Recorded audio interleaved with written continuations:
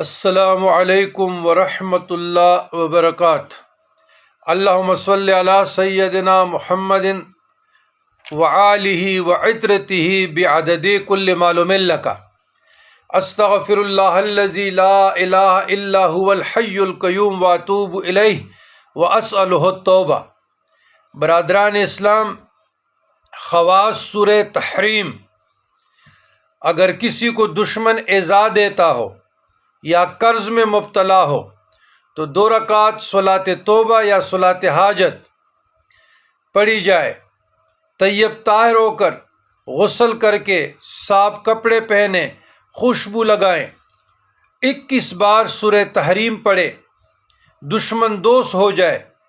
اگر بنیت ادائے قرض پڑھے تو قرض ادا ہو جائے، اگر بنیت دولت مندی کے لیے پڑھی جائے تو غنی ہو جائے۔ تو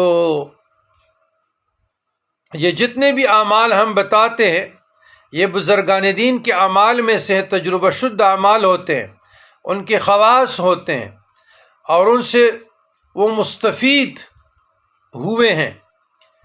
تو آپ لوگوں کو وہی اعمال قرآنی کا تعلیم دیتے ہیں، درس دیتے ہیں، بجائے ادھر ادھر مندروں کے منتروں کے۔